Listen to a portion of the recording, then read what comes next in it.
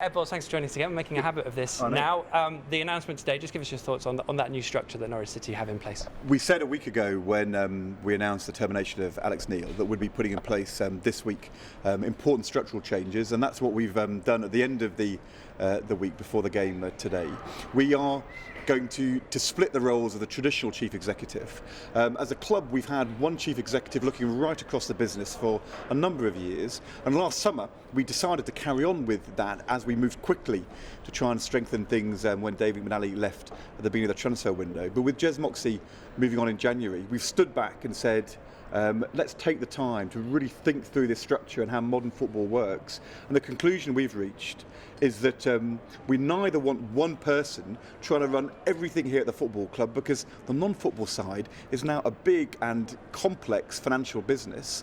But also, we don't want to stick with the old way where the manager was really in charge of the whole football side, the academy, all the team's recruitment. Because I think increasingly for a club like ours, people are seeing that recruitment task in a global football market is not something that you can do and run a football team at the same time. So our decision is a managing director, Steve Stone, appointed today to run the non-football side. We're going to bring in a sporting director who will embody and deliver the values and the style of this football club across all the football side, real focus on recruitment, but also that means thinking hard about the plan for the academy too. And then within that, we'll bring in a head coach who will be closely involved really with the recruitment side, but whose job is to run the first team week to week. And it's a split, it's a different approach, but we think, having considered this hard and talked to lots of people, that is the right structure for Norwich City. How tough a job, just on the business side first, will Steve Stone have in terms of the finances of this club going forward over the next season or two? Well, look, I mean, the financial position of this club is so dependent upon what league we are in, and we just know that. There's no other business, really anywhere where you can just see on one day at the end of a season, suddenly your revenue's half, essentially. That's pretty much happened to us at the end of last season. And for Steve, we've got another year of parachute payments, and if we don't get up next season, there's a big financial challenge for the whole of the off-football side of the club. But what we want Steve to do is not only run this place efficiently, but also to generate as much revenue as he can, which can then be invested into the football side. So it's a very important job. Equally, the sporting director has got a very important financial role, because they've got to make sure that within a club which is financially sound but doesn't have supposed big injections of money arriving from somewhere else in the world, that our recruitment has got to be strategic and work. And that isn't only about the players we bring in, but it's also about whether or not the academy is really delivering the flow through of players to play or to sell on, which allow us to then invest more on the football side. Sporting director, it says you're in advanced negotiations with sorting out who you want. Do you know who you want at this stage? There's lots of names being speculated about. I think the really good thing from Norwich's point of view is that while on the managing director side it was clear we were going to appoint Steve, we knew that as a board.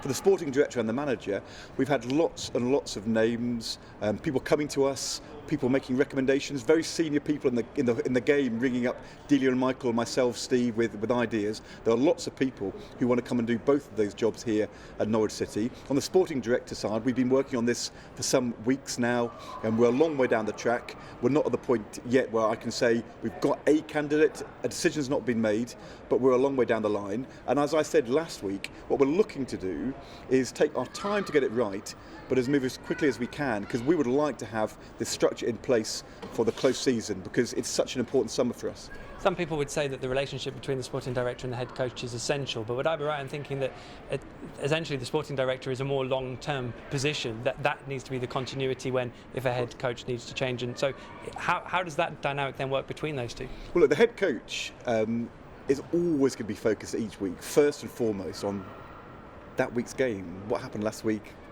picking the team, all the tactical and motivation work they have to do, all that strategic work.